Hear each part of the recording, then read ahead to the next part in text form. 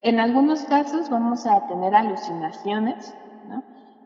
Alucinaciones desde como ver que pasó algo y no pasó nada, escuchar que alguien nos habló y pues nadie nos está hablando, ¿no? Pero también llegar hasta condiciones de presentar convulsiones, ¿no? Si la exposición es muy fuerte.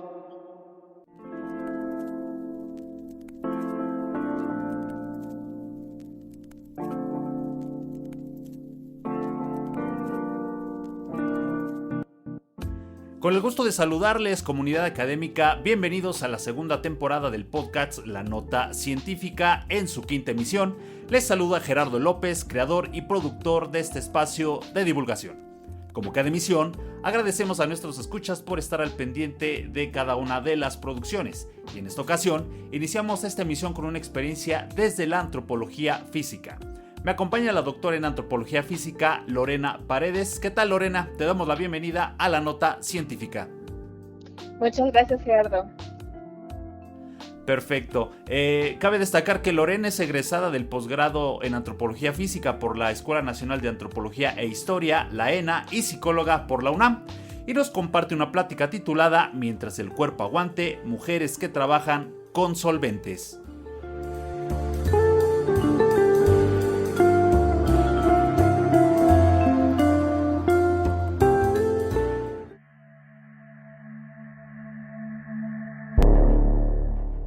Rubí, una manicurista con años de experiencia, me contactó porque comenzó a olvidar cosas y su brazo derecho temblaba. Fue al médico, pero no tiene diagnóstico. Ella participó en mi investigación doctoral sobre intoxicación por solventes y experiencias corporales.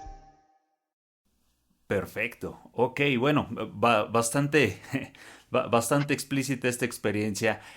Muy bien, Lorena, para comenzar con esta plática, ¿por qué estudiar la exposición a solventes?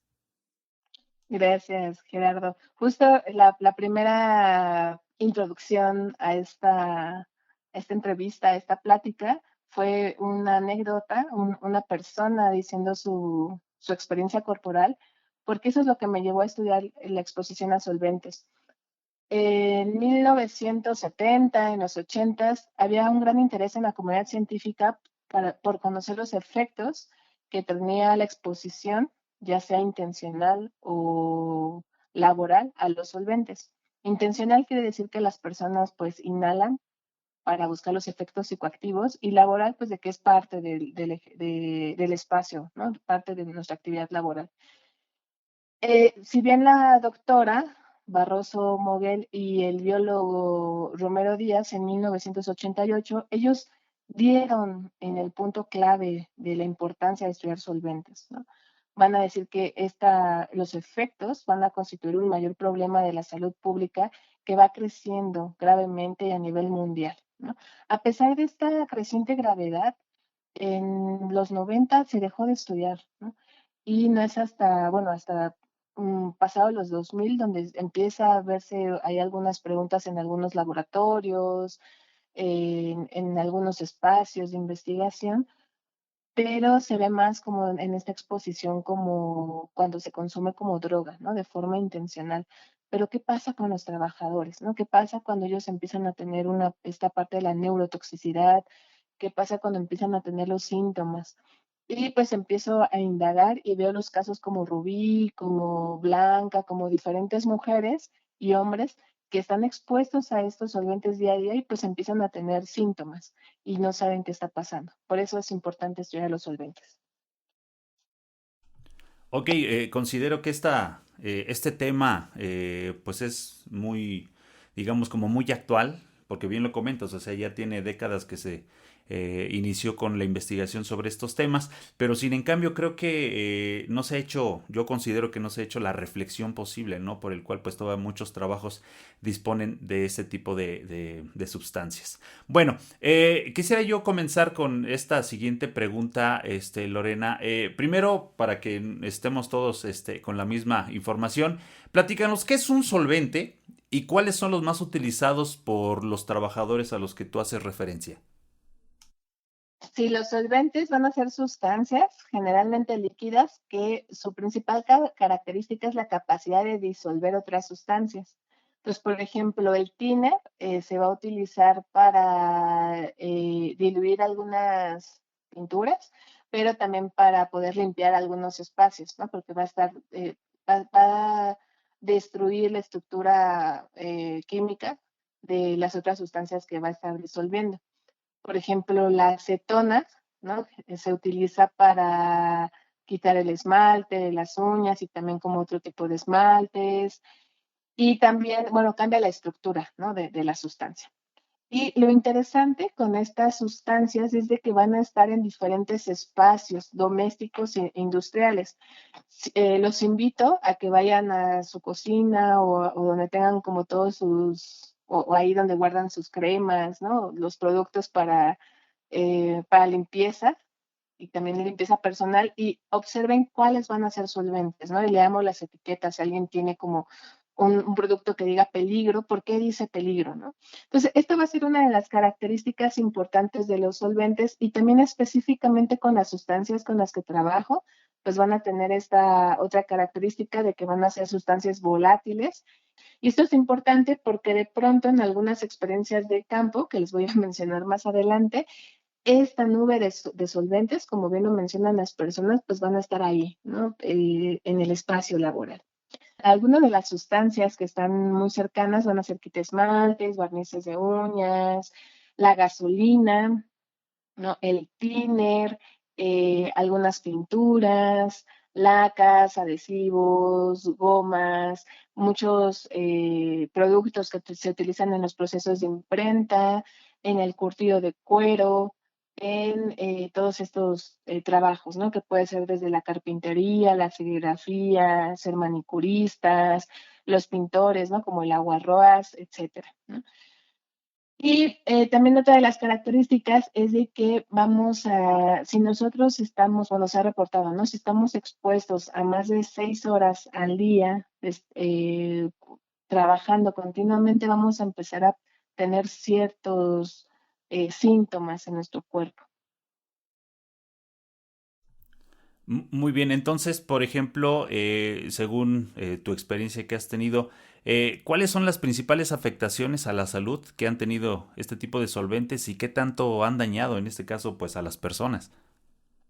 Sí, esa es una pregunta muy importante porque además podría apostarles que todos hemos tenido afectaciones a la salud o una experiencia de intoxicación aguda a los solventes, ¿no? Cuando estamos pintando nuestra casa o cuando alguien está pintando la casa y de repente está utilizando thinner, lo detectamos inmediatamente el olor y nos desagrada y nos duele la nariz, ¿no? Si estamos en constante, si nos tenemos que quedar en ese cuarto que están pintando, nos empieza a doler la cabeza, nos empieza a doler la nariz, la garganta, empezamos a tener sensaciones raras en el estómago. Son indicaciones de que estamos teniendo una intoxicación aguda. Es decir, vamos a estar poco tiempo expuestos a la sustancia. También cuando vamos en un auto y de pronto tenemos que cargar de gasolina y sale como el aroma característico de la gasolina y nos duele la cabeza, son síntomas de intoxicación aguda. Entonces, vamos a dividir, cuando estudiamos exposición a solventes, dividimos los síntomas en dos. Si la intoxicación es aguda, los síntomas que se han reportado es dolor de cabeza, mareos, fatiga, ¿no? De que pues de pronto ya nos cuesta como, nos da flojera pararnos, ¿no?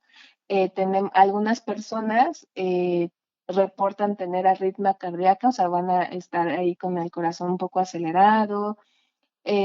Otros reportan también tener dificultades para respirar, visión borrosa, empezamos a sentir como una especie de nubecita en los ojos o de dolor de ojos que no nos deja ver adecuadamente, ¿no? Irritación de la mucosa olfativa y de la garganta, ¿no? Entonces nos empieza a doler respirar, ¿no? Entonces estamos respirando y nos empieza a doler la nariz y tampoco sabemos qué hacer, ¿no? Es como de, me duele la nariz y nos la tocamos constantemente. En algunos casos vamos a tener alucinaciones, ¿no? Alucinaciones desde como ver que pasó algo y no pasó nada, escuchar que alguien nos habló y pues nadie nos está hablando, ¿no? Pero también llegar hasta condiciones de presentar convulsiones, ¿no? Si la exposición es muy, muy fuerte. Si nosotros nos exponemos todos los días a los solventes, durante un largo tiempo vamos a tener lo que se llama una intoxicación crónica o efectos crónicos. Y esto pues es ya cuando empezamos a tener ya problemas de salud serios, ¿no? Problemas de que en realidad necesitamos atención médica y que un diagnóstico de neurotoxicidad, ¿no? Vamos a tener, por ejemplo, bueno, lo que yo estudio principalmente en el grupo de investigación de neurociencias son efectos en el encéfalo, en el cerebro, y pues se relaciona a la pérdida de la materia blanca, que son los bracitos de las neuronas, siempre lo explico así, y como esos bracitos de las neuronas empiezan a dañar, pues vamos a presentar pérdida de memoria, vamos a tener una atención no tan bien, vamos a perder la atención, ¿no? Si antes nos concentrábamos muy bien, pues ahora vamos a notar que ya no ponemos tanta atención, vamos también a ya no ubicarnos adecuadamente, ¿no? Por ejemplo, tenía una participante en la tesis de doctorado que se le olvidaba siempre dónde dejaba el auto, ¿no? Entonces aquí vamos a tener dos condiciones en donde pérdida de memoria de corto plazo, pero también una mala ubicación visoespacial, ¿no? Ya no podemos orientarnos. Algunas personas también presentan ataxia, que la ataxia es la pérdida de control muscular, entonces vamos a tener movimientos involuntarios musculares, desde movimientos finos, por ejemplo, agarrar un lápiz o agarrar un pincel o como cosas muy finitas, nos va a costar más trabajo y vamos a presentar temblores. Y también movimientos más grandes, ¿no? Más gruesos, como caminar. Entonces, varias personas empezamos a observar que caminan chueco, que de pronto se tropiezan y no es como que haya algo, ¿no? Para que se tropezaran. También ocurre algo muy interesante que es la pérdida de auditiva, tanto de que dejen de escuchar, pero también en la comprensión del lenguaje. Entonces las personas están escuchando, sí escuchan la voz, pero no entienden lo que les están diciendo. O también hay una dificultad para poder producir lenguaje, ¿no? Desde el movimiento de la lengua o de la boca, o también para poder recordar las palabras, ¿no? Entonces, si lo vemos así, pues tanto los efectos agudos como crónicos, pues van a ser efectos muy graves en la salud y que pues van progresando a partir del tiempo, ¿no? También algo que me gustaría recalcar es, depende también mucho el tipo de exposición. Si nosotros nos exponemos de forma intencional, o sea, si vamos y olemos directamente el bote, pues los efectos van a ser muchos más graves y van a ser en poco periodo de tiempo, pues van a aparecer más rápido, ¿no? En la exposición ocupacional, en el espacio laboral como lo que trabajo, pues va a ser más lento, ¿no? Pero pues puedo hipotetizar de que estos efectos, pues si la persona se sigue exponiendo constantemente sin ningún tipo de protección, pues va a ocurrir.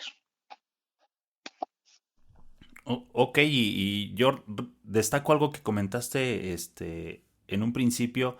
Es verdad, prácticamente todos, absolutamente todos hemos sido expuestos, ¿no? Ante un solvente y a veces sin necesidad digamos, de usarlo directamente, ¿no? Cuando alguien está incendiando algo, tú vas caminando por la calle y están pintando una pared, o sea, prácticamente, nadie se salva, ¿no? Y bueno, en este sentido, Lore, sí quisiera que desde tu experiencia, obviamente ya en campo, no sé si puedes tú compartirnos algunos casos que te hayan sido significativos, algunos datos que a lo mejor tú consideras que son de alta relevancia y obviamente que también, pues, entenderlo así, este problema como una situación de salud pública, ¿no? Sí, me parece también, bueno, importante mencionar primero la parte de cómo nos acercamos a las personas. Voy a hablar en plural porque mi tesis de doctorado la hice con una persona, Arturo, que estaba estudiando también su doctorado en algo de neurobiología. Y pues él hizo resonancias magnéticas en el cerebro para poder ver la modificación en la estructura del cerebro, ¿no? Y pues yo hacía como toda la parte de la antropología, acercarme a las personas para poder cumplir los objetivos de mi tesis. Entonces, al inicio nos preguntábamos, Arturo y yo, cómo nos podríamos acercar a las personas, porque necesitábamos, pues primero, como no hay bibliografía y no hay investigaciones, creíamos que el tema no era relevante ni para las personas que pues lo vivían. Entonces fue muy interesante que cuando subimos un cartel a Facebook, como de si tú tienes estos síntomas, pérdida de memoria, te duele la cabeza cuando estás trabajando y estás expuesta a estas sustancias, contáctanos, ¿no? Estamos haciendo una investigación. Yo creí que pues nunca nadie nos iba a contactar por la falta de información que había y fue todo lo contrario. En pocas semanas recibimos más de 1,000 solicitudes en donde las personas nos mandaban sus datos de por favor contáctanos. Y también recibíamos cartas de, bueno, así en el correo, de personas diciéndonos su historia de no, es que llevo tanto tiempo expuesta a solventes y me preocupa mi salud porque sí he notado que tengo pérdida de memoria, ¿no?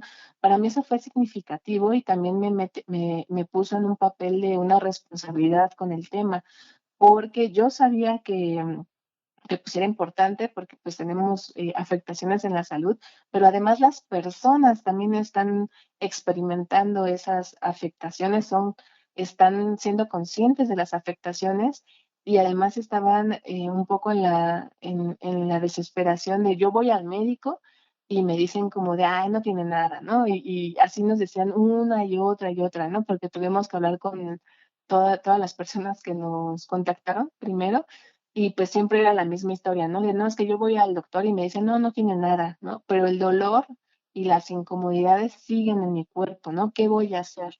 Entonces muchos de ellos pues recurrían a los remedios, ¿no? Como tomar leche o por la intoxicación, o algunos otros le daban como una explicación mágica religiosa, ¿no? De bueno, es que me embrujaron o algo que se relacionara. Entonces me impactó primero eso. Al final, pues trabajamos con las personas que estuvieran cerca en Querétaro, en Ciudad de México y en León, Guanajuato, porque pues necesitábamos hacer las resonancias. Pero, y esa es una de las razones por las que estoy aquí en este podcast, para que más personas pues puedan tener la información, ¿no? Eso es como lo primero que quería platicarte. Y el otro es el día que yo me intoxiqué por exposición ocupacional a solventes, ¿no?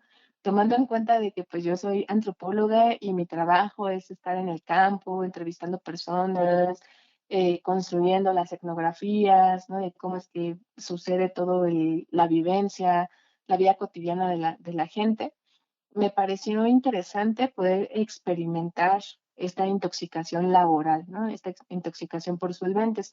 Y esto se relaciona con algo que se llama la tolerancia a las sustancias. Esta tolerancia se ha estudiado mucho con el consumo de drogas y se refiere a que cuando nosotros empezamos a consumir drogas, necesitamos poca sustancia para tener efectos psicoactivos, ¿no? Entonces, y se ve desde el café, ¿no? Si nosotros no tomamos café y de repente empezamos a consumir café, nos va a despertar rápidamente, ¿no? Nos va a poner alerta. Pero entre más estemos tomando café o sea, si nuestro consumo de café es cotidiano y durante un largo tiempo, vamos a necesitar más café que al inicio. Esto, a esto se refiere la tolerancia, ¿no? De que de repente nuestro cuerpo se va a hacer tolerante a la sustancia y ya no va a reaccionar de la misma forma, ya no vamos a tener la misma reacción fisiológica a esta sustancia, entonces necesitamos tener una dosis mayor. Si antes yo tomaba una taza de café, ahora voy a tomar 3 tazas de café para poder sentir el mismo efecto. Eso yo lo pude observar cuando me intoxiqué de forma espontánea y sin estarlo buscando, porque yo estaba en el espacio laboral de Ruby. Bueno, me gustaría también mencionar que todos los nombres que digo son ficticios para resguardar su identidad y así están en la tesis. Entonces Ruby estaba trabajando, estaba atendiendo a una de sus clientas, es manicurista, y yo estaba en el espacio laboral, ¿no? Entonces imaginen este espacio en donde todas las ventanas estaban cerradas. Aunque tenía ventanas bastante grandes, no las abría porque decía que se metía el polvo. No había ventiladores, Rubí no estaba usando ningún tipo de protección, cubrebocas, guantes, y yo estaba ahí sentada, ¿no? Viendo cómo trabajaba, escuchando la plática que tenía con su clienta. cuando de repente yo empiezo a notar en mi cuerpo un cambios, ¿no? Como de me empezó a dar fatiga y empecé como a pensar de, no, es que yo porque estoy teniendo flojera, ¿no? Si estoy trabajando. Me empezó a doler mucho el estómago y tenía la sensación de estómago vacío. Entonces ya cuando tuve la sensación de estómago vacío, me puse a pensar de, no es que sí desayuné, ¿no? Porque tengo una especie de hambre que no es hambre, ¿no? Vi la hora, pues todavía no era hora como de comer. Me empezó a doler la cabeza, me empezó a doler la nariz. Ya cuando me dolió la nariz fue como de, no, me estoy intoxicando, ¿no? Entonces cuando empecé a ver que yo misma me estaba intoxicando, puse más atención a Rubí. Y Rubí seguía trabajando de forma tranquila. Entonces ya cuando se fue la clienta, yo me acerqué con Rubí y le dije, oye, ¿no te sientes mal? ¿No? Y me dice, no, ¿por qué? ¿No? Le digo, pero es que está oliendo muchísimo a solventes, ¿no? Huele muchísimo a las sustancias que estás utilizando. ¿No te duele nada? ¿No? Entonces me dice como, no, yo estoy muy bien. Y entonces ahí fue cuando yo me di cuenta que Rubí había generado una especie de tolerancia a las sustancias, porque pues ha estado expuesta durante largo tiempo a estas sustancias que ella ya no detecta el aroma ni los síntomas, ¿no? Entonces en ese momento, pues yo tuve que decirle como de Rubí, es que me está doliendo la cabeza, me duele la nariz y me duele el estómago, tengo sensación de estómago vacío, ¿no? ¿Tú no sientes eso? Me dijo, ah, no, hace mucho tiempo que yo ya no siento eso. Entonces, ¿qué quiere decir? Que ella sí sentía eso, pero hace mucho tiempo que ya no, pues porque entonces ya estaba transitando a tener mayor tolerancia, pero también a tener efectos crónicos, ¿no? Porque ya su exposición es crónica. Ese día, pues tuve que decirle que me iba a retirar, porque pues ya me sentía mal y también empezó como este debate teórico, ético de si me tenía que quedar y exponerme más a los solventes o mejor me iba, ¿no? Y pues la verdad sí me sentía bastante mal, entonces fue como de, ah, Rubí, ¿qué crees? Ya me tengo que ir, pero te veo mañana, ¿no? Me dijo, ah, sí, sí. Entonces, en cuanto yo salí, pues empecé a hacer todo lo que los participantes decían, ¿no? Tomar leche, respirar profundo, caminar para ir tomando aire, ¿no? Sentarme en una banquita en el parque y tranquilizarme. Y me gustó mucho porque pues era como las recomendaciones que las mismas personas daban, ¿no? Y al otro día, cuando regreso, le planteo a Rubí como, ah, mira, ves que estos son los síntomas de exposición aguda, ¿no?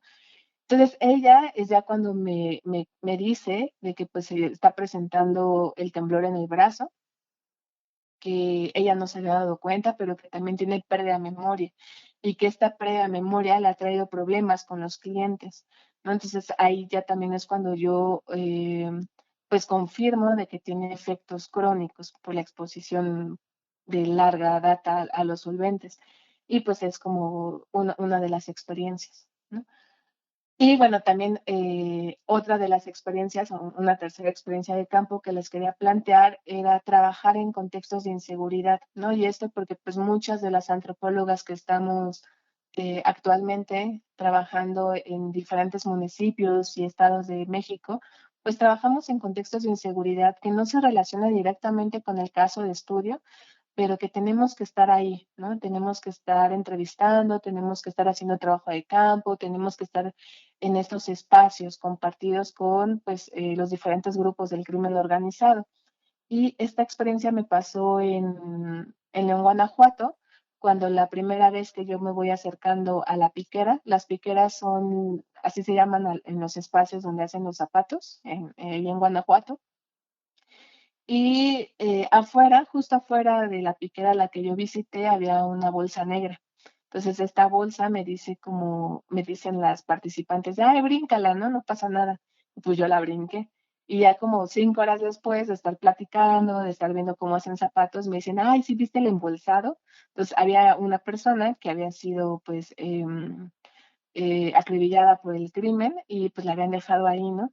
Entonces yo me pregunté, ¿no? Como de, ¿a poco sí era un embolsado, ¿no? Y me dicen, ah, sí, aquí hay muchos, ¿no? Entonces eso pues cambió completamente todo el trabajo de campo porque pues tenía que estar al pendiente de las condiciones de inseguridad del entorno y ya no solamente del espacio de la piquera, ¿no? Entonces, y eso me llevó también a observar otras cosas, ¿no? Porque, por ejemplo, en esa piquera pues sí tenían muchas ventanas y puertas y mencionaba las compañeras de ahí, de ese espacio con las que trabajé, que antes sí abrían las puertas. Entonces, pues había como más flujo de aire, ¿no? Entonces, pues había más ventilación. Pero por las condiciones del crimen y las condiciones de inseguridad en ese espacio, pues ya tenían que cerrar las puertas. ¿Y qué pasa? Pues entonces los vapores de los solventes se van a estar concentrando en la piquera. Y eso pues llevó también a otro relato que ustedes pueden leer ahí en la tesis, de que pues a alguien, al hermano, se le ocurre prender un cerillo o un encendedor y todo, así en cuanto prende el encendedor, todo el techo de la piquera se llena de fuego. Entonces, esta compañera lo menciona como si hubiera una nube de solventes que estaba esperando ser prendida por fuego y se dieron cuenta que estaban en un peligro constante, ¿no? Porque había una gran concentración de solventes que estaban ahí esperando, ¿no? No hay ventilación porque pues tienen miedo de abrir las puertas y tampoco tienen condiciones para poner otro tipo de extractores, ¿no? Entonces, pues son los relatos de campo que te traía. Wow, ahora sí que como dicen en el argot de la antropología, qué rapport de estudio, porque efectivamente, o sea, una cosa es estudiar el fenómeno a la distancia, ¿no? O hacerle preguntas, en este caso al objeto de estudio. Pero ¿qué pasa cuando estás completamente conviviendo como el fenómeno de estudio es su día con día, ¿no? Y yo creo que eso te da como más enseñanzas y te genera, por ejemplo, un poquito más de empatía, por ejemplo, con estas personas quienes desafortunadamente se encuentran, pues obviamente expuestas por muy largos periodos de tiempo, ¿no? Y obviamente pues las condiciones sociales, físicas, emocionales, pues todo esto se va mezclando, ¿no? Y con base en esta parte, Lorena, yo quisiera que nos platicaras un poquito más, por ejemplo, cuáles son las características de las condiciones laborales que tú has documentado. Hace un momento nos decías, por ejemplo, de la piquera, ¿no? Que por situaciones del crimen organizado, pues ese lugar se convierte prácticamente como en una bomba de tiempo, ¿no? ¿Qué otro tipo de condiciones laborales expone pues toda la gente que labora con solventes? Sí, hay personas que trabajan en fábricas y ellas también están expuestas a solventes, también como las personas que trabajan en las refinerías. Yo enfoqué el trabajo a personas que trabajaban en condiciones informales. Una condición informal es cuando la misma persona pues pone su negocio o es un oficio, ¿no? Como en el caso de las piqueras en Guanajuato, que es un oficio que se va pasando de familia en familia y familias enteras trabajan en eso, ¿no? Y pues creces trabajando ahí. Una de las características de ser una persona en condición, que trabaja en condición de informalidad va a ser de que generalmente pues no van a tener las condiciones, bueno, lo que vi ahí en el caso de estudio, de que no van a tener las condiciones adecuadas para el tratamiento de los solventes. ¿No? Entonces no vamos a tener ventilación o esta ventilación va a ser muy escasa, ¿no? Muy poquita y tienen que estar, pues justo, ¿no? Resguardándose del exterior. Los espacios muchas veces van a ser dentro del mismo domicilio. Entonces, Esmeralda, que es una joven artista, ella trabajaba en su misma habitación, ¿no? Por la dificultad de poder acceder a un taller. Entonces, ahí misma, pues ella trabajaba las cosas que tenía que entregar y pues todo el tiempo estaba expuesta a tiner, ¿no? También ahí pues guardaba los solventes. Van a tener también poco acceso a la información. Bueno, pues la información en realidad tampoco es que haya mucha. Y otra de las condiciones es, por ejemplo, muchas de estas cosas, bueno, muchas de estas profesiones se van a aprender en diferentes cursos o escuelas. Entonces, algo interesante es de que les dan como los cursos a las mujeres para que sean manicuristas. Es una forma de estrategia del gobierno para poder emplearlas, pero en ningún momento se les menciona las consecuencias de poder trabajar con estos solventes y qué es lo que necesitamos para trabajar de forma segura.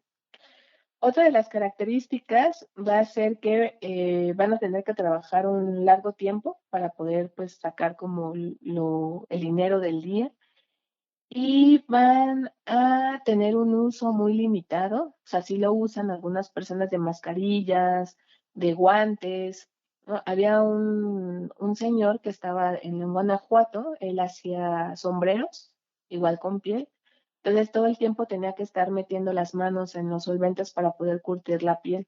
Y él usaba guantes, pero los guantes, él menciona que cada vez que metía la mano, pues se iban deshaciendo los guantes.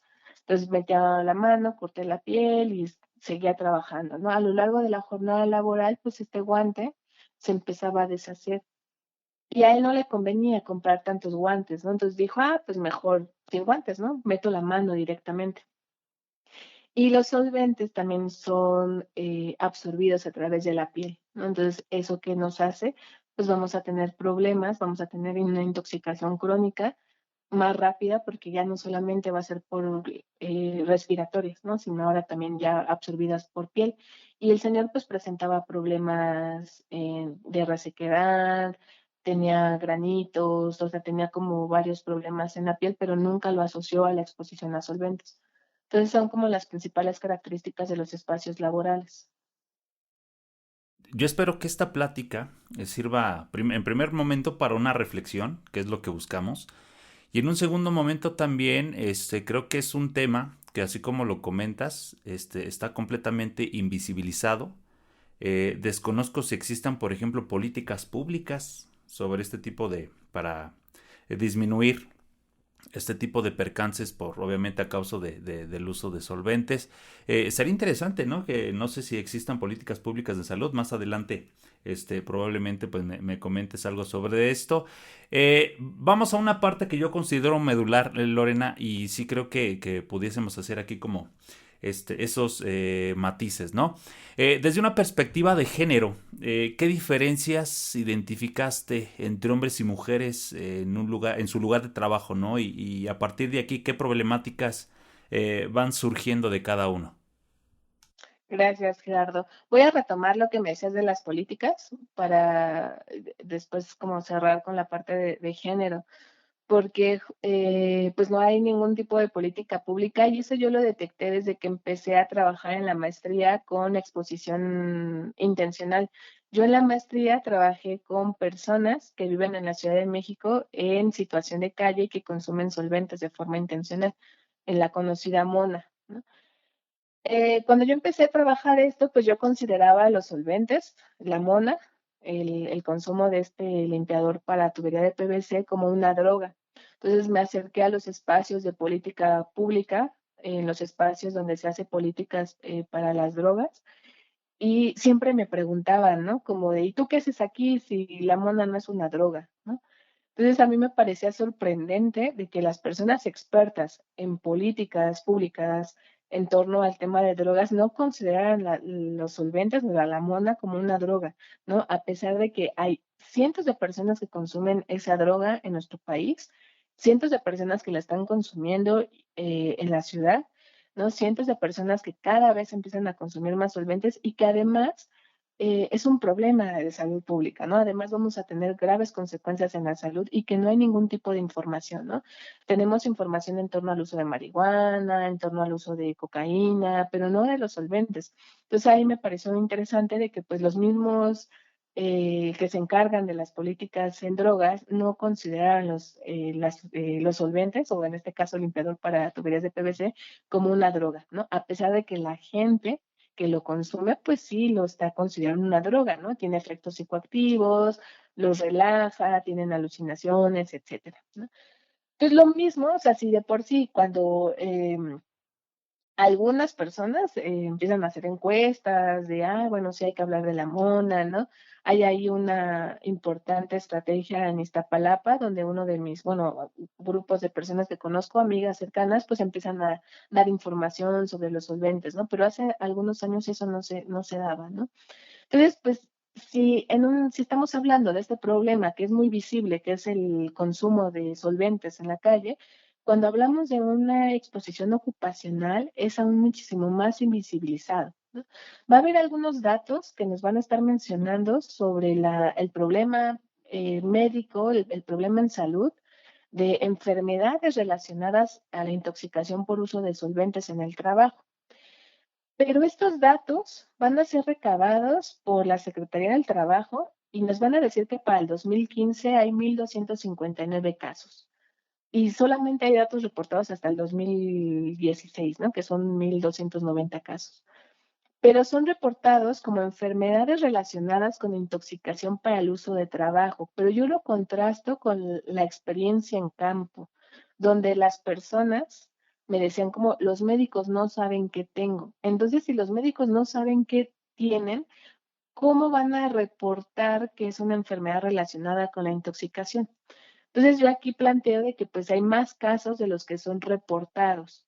Entonces, como bien sabemos, para que la política en salud y para que haya como estrategias de promoción y prevención de la enfermedad, pues necesitamos que sea o la política lo maneja así, ¿no? Necesitamos que sea un problema en gran magnitud, o sea, que haya muchas personas que lo están viviendo para que podamos destinar recursos, ¿no?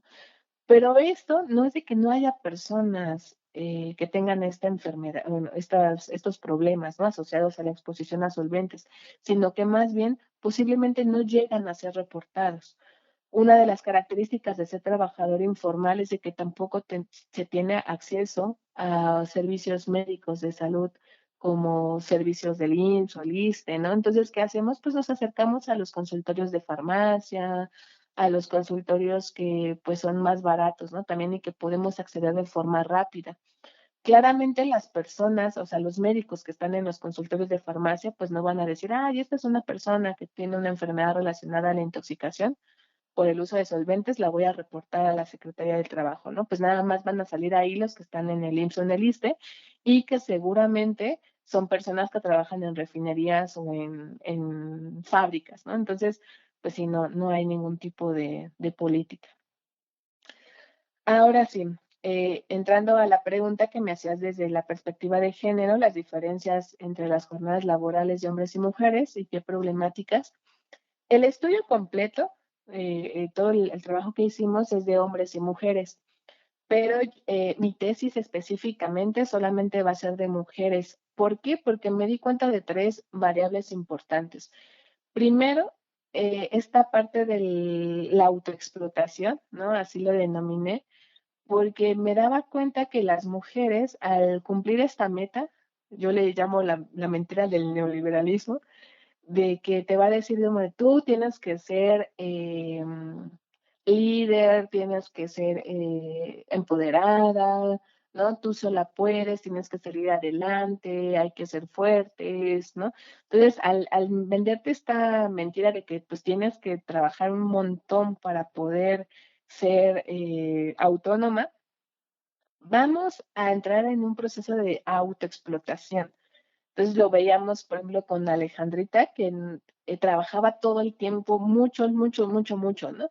Y no había dejado de trabajar desde los 17 años. Entonces trabajaba muchas horas. ¿Y eso a qué nos lleva? Estamos pensando en personas que tienen que trabajar demasiado tiempo para llegar a la meta de ser su propia jefa, pero está trabajando demasiado tiempo expuesta a solventes. Entonces, eso nos lleva a que pues está más tiempo expuesta a solventes y pues la intoxicación crónica, los efectos crónicos pues van a llegar a temprana edad, ¿no? Van a llegar mucho más rápido. Además de que pues van a aprovechar como algunos de los síntomas, ¿no? Muchas de las mujeres decían como de, pues como no me da sueño, después de estar trabajando tanto tiempo, voy a mi cama, trato de dormirme y no me duermo, entonces me paro y sigo trabajando. Y uno de los síntomas que no mencioné es también la pérdida de sueño. Entonces, pues, no te dan ganas de dormir, entonces sigues alerta. Entonces, pues aprovechas de cierta forma uno de los síntomas de estar intoxicada para seguir trabajando y autoexplotándote, ¿no? Entonces, esa es una de las primeras diferencias que veo desde una perspectiva de género. La otra que también se relaciona al estar trabajando constantemente, ¿no? Que es lo que llaman doble jornada o una jornada interminable.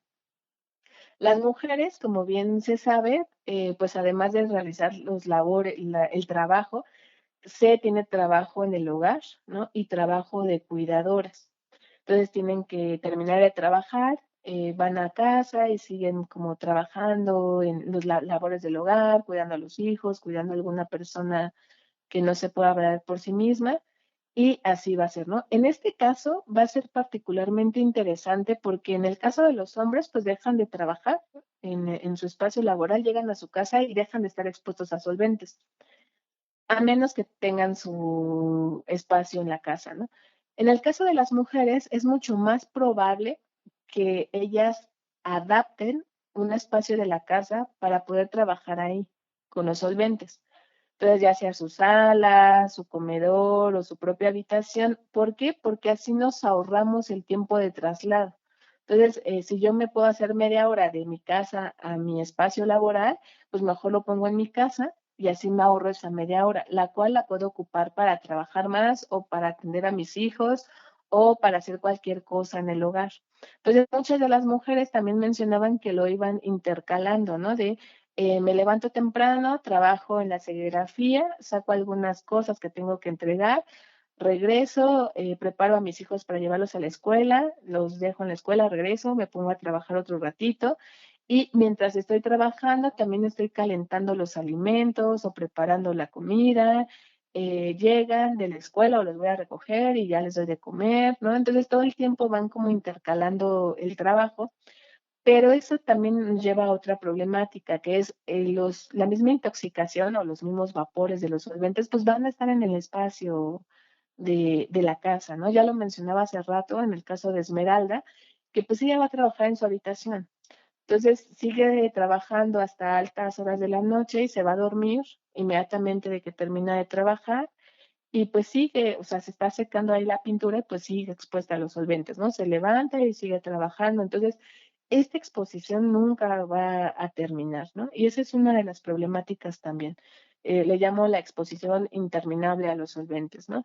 Y además aquí hay otra pregunta que me quedó del trabajo, posiblemente en alguna investigación postdoctoral lo lleve a cabo, o también les invito a que lo investiguen, que es qué pasa con los hijos y las hijas de estas mujeres, porque esos niños y niñas pues van a crecer en estos ambientes. Entonces, imagínense un cerebro en crecimiento, un cerebro inmaduro que pues va a estar expuesto a estos solventes, seguramente pues no va a ser tan saludable, ¿no?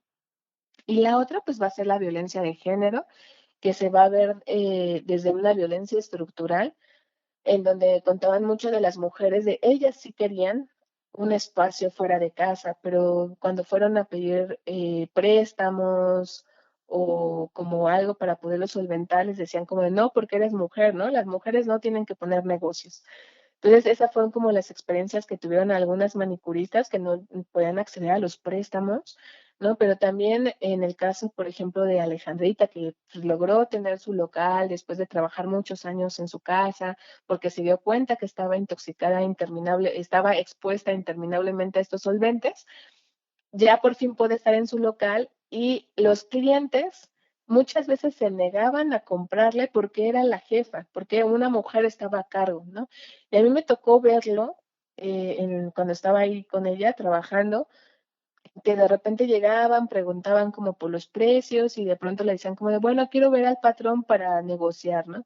Y ya como de, ah, yo soy la patrona, ¿no? Y lo decía con mucho orgullo y le decían como tú, pero ¿cómo una mujer va a estar a cargo, no? Y pues estamos hablando de que es en Querétaro, en un estado que pues es bastante conservador, ¿no? Entonces sí le decían y ya pues sí se ponía triste, de pronto también se enojaba y no, y me contaba que pues era muy injusto que no la tomaran en serio, que pues ella le había costado mucho trabajo llegar hasta donde estaba, ¿no? Entonces, pues también vamos a tener esta violencia y también se va a ver reflejado en el sector de salud. Ya cuando las mujeres se acercaban a los espacios para poder, eh, pues para poder pedir atención, no, nunca les preguntaban en qué trabajaban, algo que sí pasaba con los hombres. Cuando varios hombres fueron al servicio de atención médica de farmacia a preguntarles como de qué me duele esto, ¿no? ¿Qué me está pasando? le preguntaban como de, ¿a qué se dedica, señor? ¿No? Y pues ya le decían, pues limpio motores con tiner, ¿no? Entonces tal vez el diagnóstico era muchísimo más rápido poder acceder a él porque sí te preguntaban tu actividad laboral, algo que no pasa con las mujeres, ¿no? Ellas se acercaban y les decían como de, bueno, pues tal vez no está comiendo, ¿no? O son los nervios, o es el estrés, o es el mal manejo emocional, ¿no? Aprenda a controlarse, pero nunca les preguntaban a qué se dedican, ¿no? Y esa es una de las principales preguntas que tienen que hacer, ¿no? Entonces, si un médico me está escuchando, pregúntenle a las personas a qué se dedican, ¿no? Muchas de las afectaciones que tienen en su salud se debe a eso, ¿no? Entonces, pues son como un poco las discusiones en torno a la perspectiva de género, Gerardo. Híjole, sí está bastante grueso este último caso que nos comentas. Y ahorita retomando un poquito el tema de las políticas públicas y algo que mencionábamos en una charla previa que tuvimos, por ejemplo, esto se vuelve más complejo, sobre todo cuando, por ejemplo, se encuentran involucradas también mujeres que se encuentran embarazadas, ¿no? Entonces, aquí tú te das cuenta que esto ya es una situación seria. Urge, obviamente, pues políticas en salud.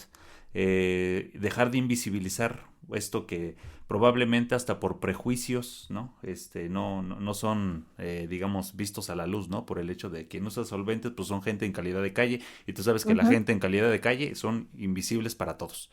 Entonces, creo que sí hace falta una reflexión fuerte, sobre todo en el aspecto social, qué es lo que estamos, de qué estamos viviendo, de qué estamos trabajando, y también a nivel institucional, ¿no? Igual, como tú lo comentas, el sector salud necesita involucrarse en este tipo de fenómenos, no tanto con su punto de vista clínico, ¿no? Sino que también necesitan un punto de vista social para poder entender con una mejor exactitud estos fenómenos, ¿no? Y bueno, creo que esta parte que tú nos comentas, considero que es como el llamado de atención, ¿no? Esta luz amarilla. Perfecto. Lore, la verdad está fascinante este tema y sí me gustaría que a lo mejor en una segunda, digamos, charla pudieses compartirnos pues más de esta información. Quisiera yo ya ir cerrando esta plática con esta etapa última que es pues la parte de las conclusiones, ¿no? Esta parte yo la he bautizado, así valga la expresión, como darle herramientas a la gente, cómo tu investigación ha permitido dar información, generar conciencia, pero tú cómo pudieses vincular, aparte de lo que ya nos dijiste, algo a lo mejor más específico, en un ejercicio práctico, cómo vinculas tu tema y qué aplicabilidad pudiese tener en la realidad actual. Sí, aquí es muy interesante y sí me gustaría como darles algunos puntos muy concretos. Eh, es obvio, o sea, sí es como muy claro que no pueden dejar de trabajar, ¿no? Es como trabajar día a día, ¿no? Y además les gusta mucho su trabajo. Yo no les voy a decir como de, no, no trabajen en eso porque se están intoxicando, ¿no? En realidad, pues es parte de su identidad, ¿no? Y además son servicios y son cosas que pues, son necesarias. Entonces voy a hablar desde la perspectiva de reducción de riesgos y daños. Desde yo no le voy a decir a las personas pues, que dejen de trabajar y que dejen de estar expuestas a las sustancias porque es parte de su trabajo. Los solventes son muy necesarios para diferentes cosas que hacemos diariamente, ¿no? Y como bien mencionaste, todos estamos expuestos a estos solventes, ¿no? Ya sea de estar pintando, de ir a la gasolinería, etcétera, ¿no? Entonces, ¿qué es lo que podemos hacer? Pues son estrategias muy básicas, estrategias que tenemos que tener presentes para poder reducir el daño, ¿no? El riesgo. También ahí en la tesis son 6 casos que voy a estar analizando y hay 2 casos de 2 mujeres cuyos daños son mínimos porque ellas llevaban a cabo estas recomendaciones, ¿no? Entonces, pues también eso me da mucha esperanza de que sí se puede, ¿no? O sea, que realmente sí hay posibilidades de poder reducir el daño y que además pues lo estamos viendo ya en casos prácticos. La primera recomendación, pues, es trabajar en un lugar ventilado y, pues, sí recordarles que aunque ya no sientan el olor de los solventes, traten de abrir las ventanas, ¿no?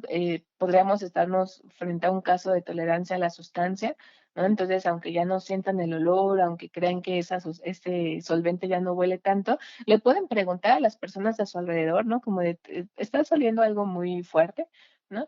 Y pues siempre abran las ventanas, el mayor tiempo posible para asegurar una buena ventilación. Entonces, la ventilación es muy, muy importante, ¿no? El otro es usar un cubrebocas de buena calidad y ya no solamente por el uso de los solventes, ¿no? De que vamos a estar inhalando productos químicos, sino también, por ejemplo, se pueden inhalar otro tipo de, o respirar otro tipo de residuos, ¿no? Las mujeres manicuristas cuando están limando la uña, de acrílico, pues sale como el polvito, ¿no? Entonces, ese polvito, pues también reportan que lo van a estar respirando sin querer y pues van a tener otro tipo de afectaciones en la salud. Entonces, utilizar un cubrebocas es una muy buena idea, pero un cubrebocas que sea de conchita, le llaman ellos. Entonces, que es mucho más, es adecuado a los, cuando estamos expuestos a productos químicos y también evitar el contacto directo con la piel, ¿no? Algo que me encontré es de que no estamos como, no asociamos el trabajo con solventes con que también se puede exponer, se puede absorber directamente desde la piel y eso me pasó a mí, o sea, yo nunca hubiera pensado que también absorbemos los solventes, pero sí pasa, ¿no? Entonces también pues usar guantes, ¿no? Y de también pensar que pues si los guantes se dañan, imaginemos qué es lo que le está pasando a nuestra piel, ¿no? Si un guante pues se está dañando, pues nuestra piel es muchísimo más sensible que el guante, ¿no? Y pues todas las protecciones que sean necesarias, ¿no? También si tenemos que usar gogles, ¿no? O algunos lentes especiales, pues para evitar el contacto con los ojos, que también pues son lugares muy sensibles, ¿no?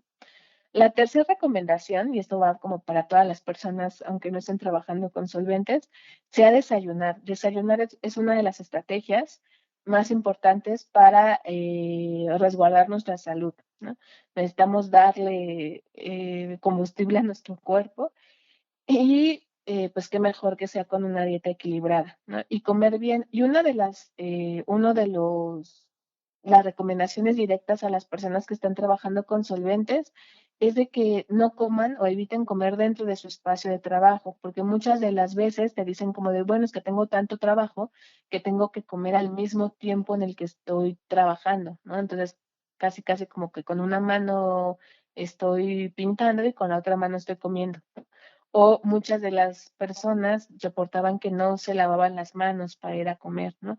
O que decían, bueno, sí, está bien, ¿no? Voy a dejar de trabajar, pero me voy a sentar a comer en el mismo espacio en el que estoy trabajando, pues la exposición a solventes va a continuar, ¿no? Entonces la recomendación es de, bueno, terminas de trabajar, abres las ventanas o pones tu ventilación y te sales a comer, ¿no? Puedes llevar tu lunch, pero pues te sales a comer afuera en un lugar tranquilo. Esto pues también para reducir el riesgo de la contaminación, contaminación por solventes, ¿no?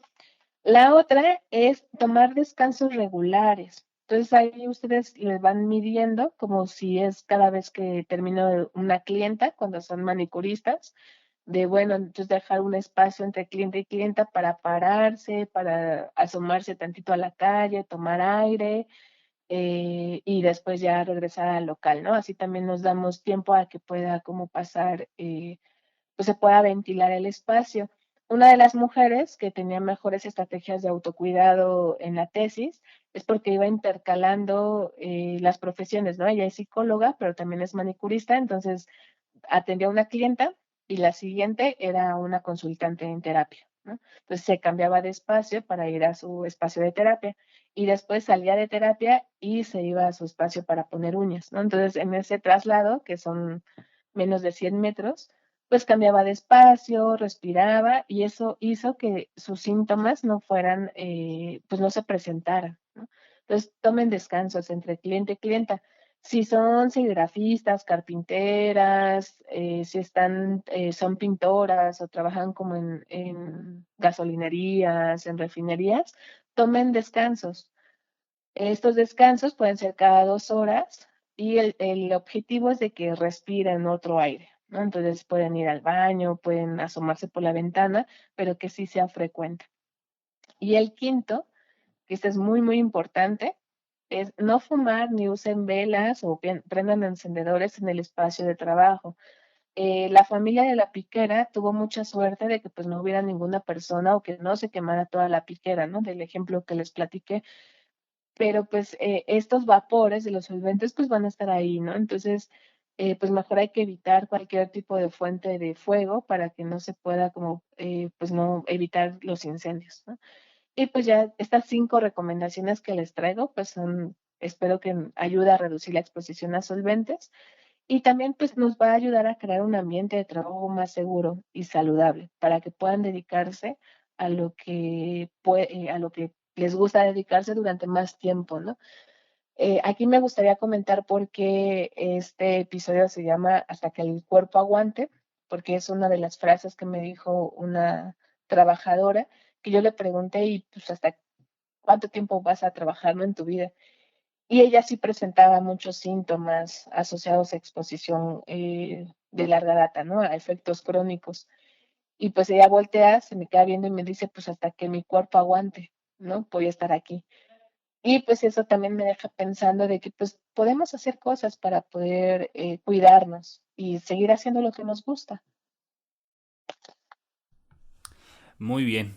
Y la verdad, Lore, francamente estoy como conmocionado. Me dejaste así como que la inquietud de seguir leyendo tu tesis porque considero que tienes ahí como datos que a lo mejor no por el formato de tiempo no pudiste comentar, pero considero que ahí hay más información la cual podemos nosotros consultar.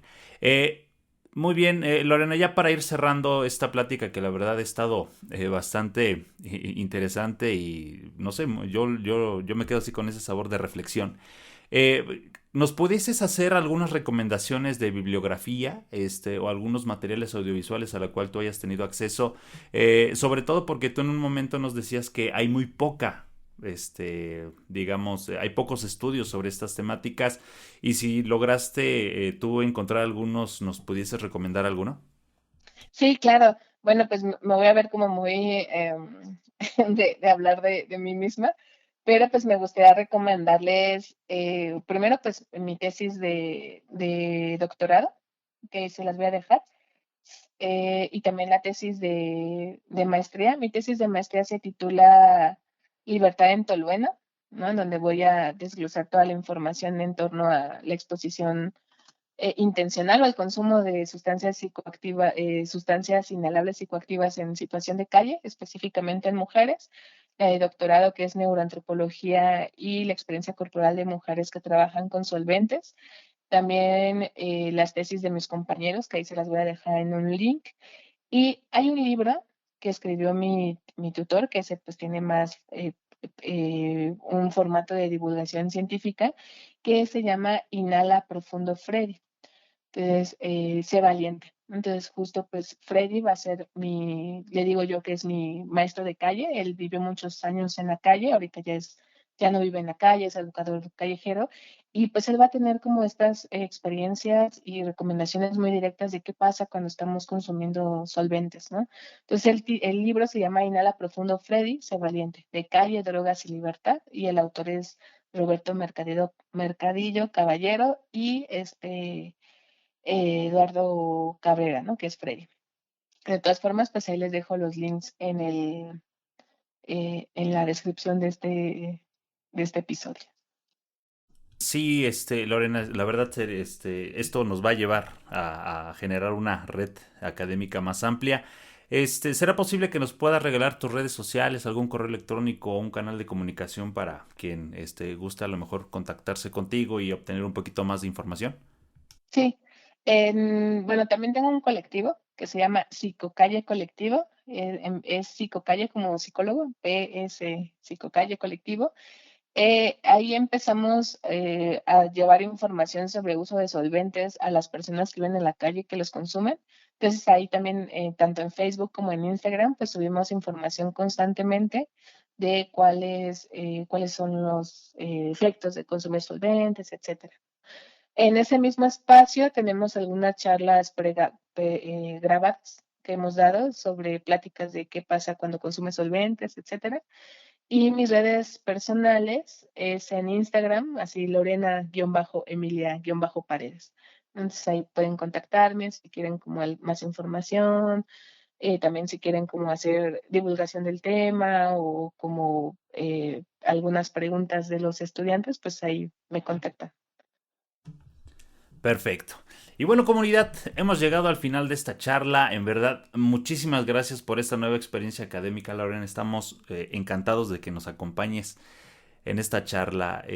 Ojalá no sea la última vez que estemos en comunicación y bueno, esperamos que esta plática pues cumpla con su objetivo, que es la divulgación con las personas, ¿no?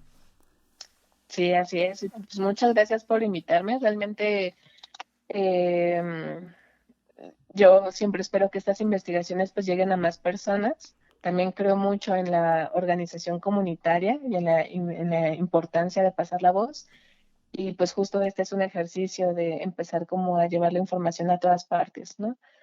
Y pues sí, lo ideal sería que la salud pública informara a las personas de pues, lo que está pasando en estos espacios laborales, pero pues mientras tanto podemos empezar a pasar la voz de voz en voz, ¿no? Yo le llamaría, compartan el link, eh, alguien escriba como estas recomendaciones y pásenselo a su manicurista de confianza, a la persona que trabaja en carpintería, divúlganlo en los espacios de, pues en las escuelas de arte, en todos los lugares donde ustedes vean que hay alguien trabajando con solventes, pues vale la pena poderles pasar la información, ¿no? Y no es tanto como para asustarlos, ¿no? De, te va a pasar pérdida de memoria, ¿no? Si sigues trabajando, sino para que estemos preparados, ¿no? Y esta preparación pues también nos lleve a generar técnicas de autocuidado y pues cuidado colectivo, ¿no? De que entre todas nos estemos procurando nuestra salud para seguir haciendo lo que nos gusta hacer, ¿no? Poner uñas, pintar, ser serigrafista, hacer muebles, etcétera, ¿no? Entonces, pues te agradezco mucho el espacio. Sí, claro que nos vamos a ver aquí en otros episodios para hablar de población en situación de calle, para hablar como de qué pasa con el cerebro de los inhaladores. No sé, hay muchas cosas que podemos compartir. Sin problema, ¿eh? Y bueno, agradecemos de la misma forma a nuestros seguidores, en verdad muchas gracias, los invitamos a que estén al pendiente de las siguientes producciones. Y si nos escuchas por primera vez, visita el podcast en Spotify o en YouTube, regálanos un like y si consideras bueno nuestro trabajo, pues califícanos con 5 estrellas. Y bueno, si no es por el momento, despedimos este espacio. Muchísimas gracias, Lorena, un abrazo hasta donde estés y bueno, esperemos vernos en una próxima emisión. Hasta pronto. Bye.